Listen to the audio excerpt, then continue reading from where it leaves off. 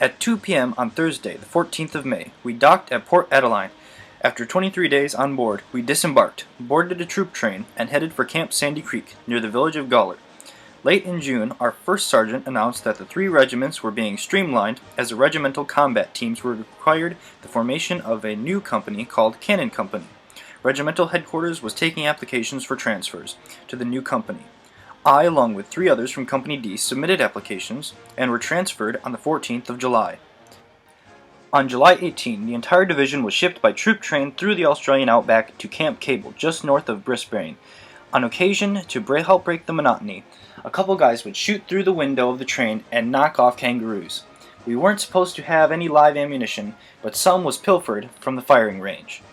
After some extensive jungle training, the 126th Regiment Combat Team was selected to be the first unit to go into combat against the Japanese.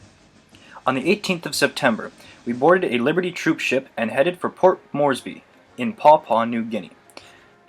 The Japanese troops had fought the Australians all the way down the Kokoda Trail to within 35 miles of Port Moresby. By the time we arrived, the Aussies had received reinforcements from Australia and had started to push the Japs back along the Kokoda Trail. A couple days after we arrived, Cannon Company and the 2nd Battalion were driven by trucks to the end of the road at the village of Gaboda, where there was a little-known trail called the Kappa Kappa Trail, which headed in an easterly direction toward the Owen Stanley Mountains. This trail paralleled the Kokoda Trail, but was considered to be southeast. The plan was for us to proceed up the trail to Warapi, head north, and cut off the Japanese on the Kokoda Trail. They were being supplied from Jap-held Buena and San Sada. On the 6th of October, the advance party consisted of Cannon Company, a 20-man rifle team from E Company, and about 100 Papuan carriers.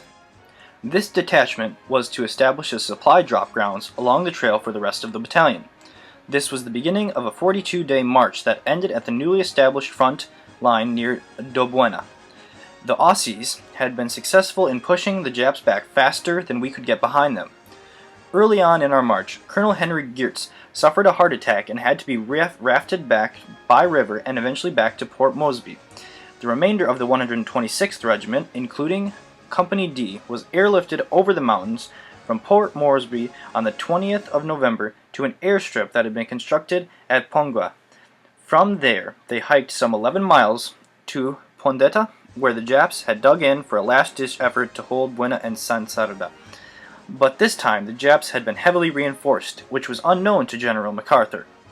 At this time, near the end of November, with the 126th now again at full strength, we proceeded to establish a front line to oppose the Japs, who had established bunkers and underground tunnels in their perimeter at Buena and San Sarda. Cannon Company established roadblock number 2 on the San Sarda Trail to keep the supply line open to Hoeg's roadblock.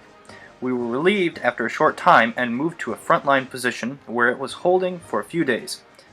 Then a frontal attack to gain more ground. Then hold, and after a few days, another frontal attack. We lost track of Company D during this time on the front, but heard through the grapevine as men were killed and wounded in D.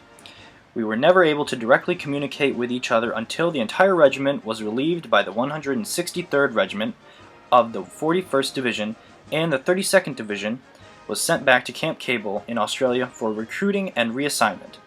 In October of 1943, the regiment was moved north again to several landings in New Guinea, Goodenough Island, and eventually on the Louis in the Philippines in 1945.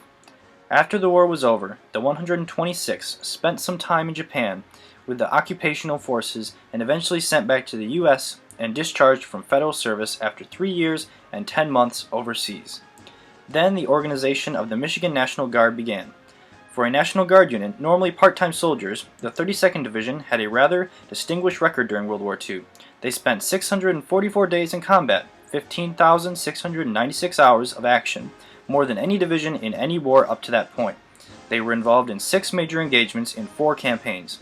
35,000 dead Japs, 41 months overseas, more than 21 of them spent in combat.